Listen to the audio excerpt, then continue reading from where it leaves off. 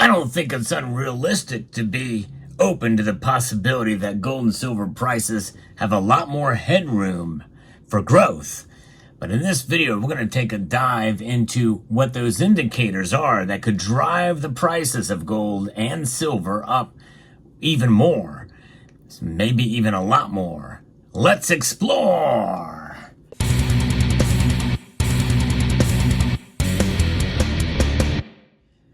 I'm going to be reporting you from an article from Newsmax that references where the growth has been and where it could potentially go for gold and silver. There's two strong indicators for growth in the precious metals market, and with gold and silver specifically here.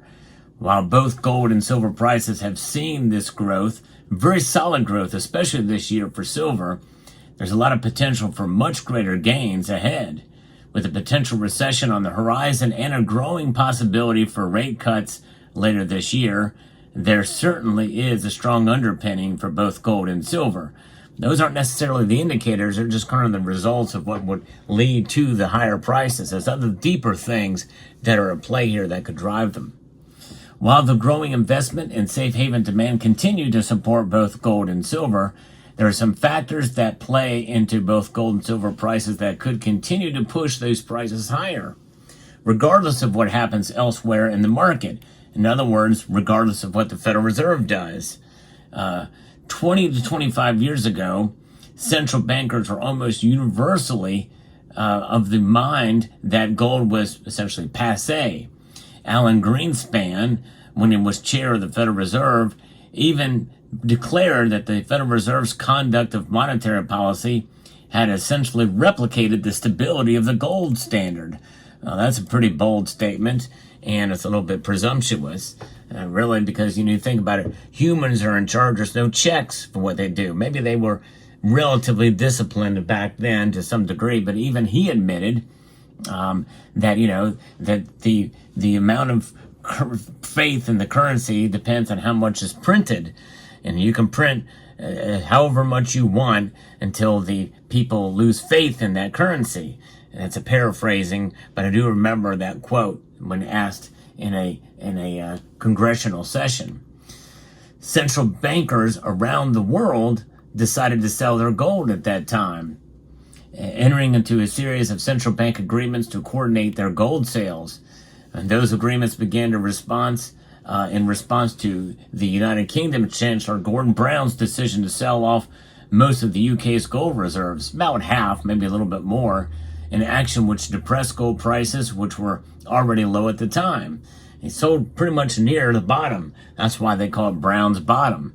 But you think about it, I did a video recently talking about that if central banks were to sell a lot of their gold, especially in concert with each other, well, it would definitely crash the price of gold. Gold is mostly being buoyed up by central bank gold buying. I don't think that's going to happen anytime soon. Gold is definitely here to stay, and even if that were to be the case, that would be a massive buying opportunity. And you want to talk about generational wealth transfer. It would transfer that wealth measured in dollars lower, making it more affordable for people to buy it. People would take the lessons of what has been going on, especially with what we've been seeing lately. It would be a massive opportunity for Westerners to preserve the wealth, much like the citizens in the East do for Eastern countries. Gold prices today are nearly 10 times higher than they were back then, underscoring the foolishness of Brown's actions. And gold today is once again back in favor with central bankers around the world. In fact, in April of 2019, it was the Central Bank of Central Bankers, the Bank of International Settlements, that basically equated gold with cash, with the dollar, in importance, moving it up from a tier 3 to a tier 1 asset. That is incredibly important. Central banks accumulate gold because they know it's the ultimate safe haven. And even 20, 25 years ago, they weren't completely depleted, that's for sure. They may have sold off half their gold reserves, or some foolish nations like Canada in 2016 depleted their central bank holdings. But those are the exceptions rather than the rule. And when we see what's going on today, we know that that's not going to happen again, not anytime soon, that's for sure. Central bank gold purchases have been on record or near record levels for the past several years as gold prices continue to climb. And nearly 30% of central bankers polled in a recent survey expect to add to their gold reserves over the next 12 months. Central bankers overall are much more bullish about gold's future prospects, with nearly 60% of central bankers from advanced economies expressing a positive opinion about gold's future, which is up from 40% just within the last year. That's remarkable when you think about it. And more than 80% of central bankers expect reserve managers to increase their bullion holdings this year, within the current year. At the rate central bankers have been adding to reserves in recent years, that seems to be a near certainty. At the same time, central bankers are becoming more pessimistic about the role of the U.S. dollar in its place in central bank reserves. Over half of all advanced economic central bankers believe the dollar share of central bank reserves will fall, joining nearly 2/3 of central bankers from developed countries. It used to be over 60%, and now it's 58 or 57% of central bank reserves are in the dollar.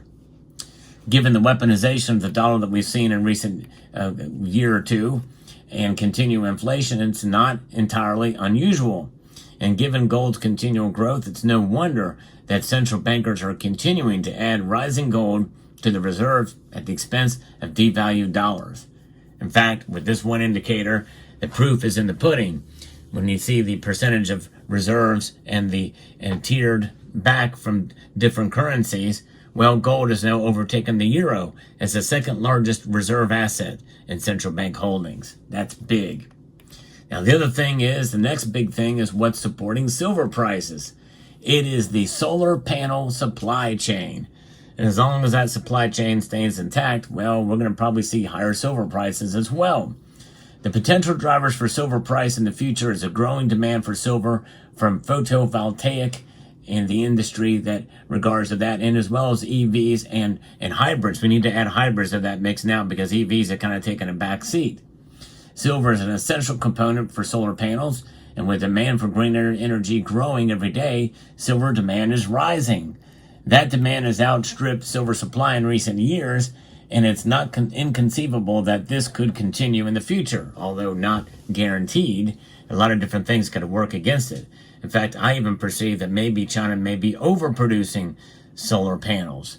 But who knows? That might be a ridiculous notion, but it wouldn't surprise me considering there's a lot of building there, and real estate bubble is just that. There's more real estate than there are people to fill the homes and businesses and alike. But what is news to most people is that China controls about 80% of the solar panel silver supply chain. While much of that solar panel production gets exported to Europe and the U.S., the silver used for the solar panels stays in China. I'll tell you a little side note here. I purposely did not want to get Chinese solar panels when I had mine installed. I chose the German. Germany is the largest supplier in Europe, and I chose German engineering over Chinese engineering.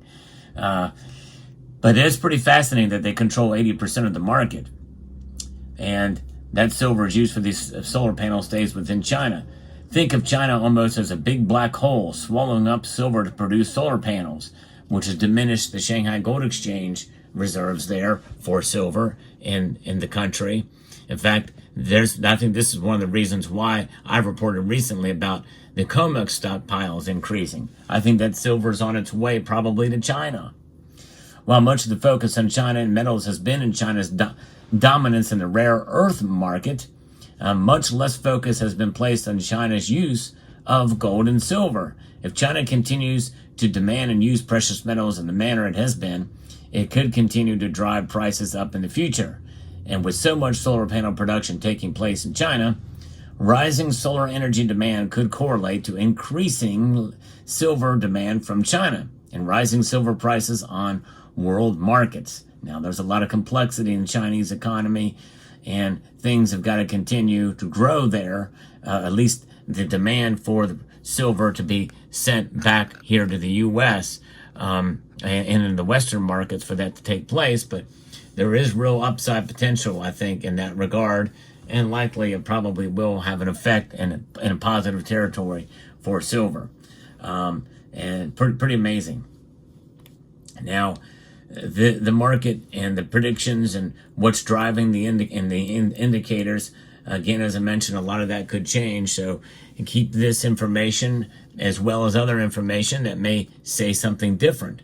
But I think we're probably in for some higher prices in the coming years. And inflation is probably going to be one of the big drivers. There's not much room for gold and silver to move back down much below kind of where they are now. In other words, there's strong support in the numbers where they're at now to some degree. And I think that very well could be exacerbated by what the Federal Reserve does in the short term. The long-term drivers, I think, are here, barring any black swans that could have put a cog in the wheel, as it were. We'll see how it plays out, but let me know what your thoughts are about this story and about where the prices are going and the indicators. Hope you found this video informative, insightful, and educational. Would like to extend a multitude of gratitude to each and every one of you for taking the time to watch, and to encourage you to please rate, share, comment, and subscribe.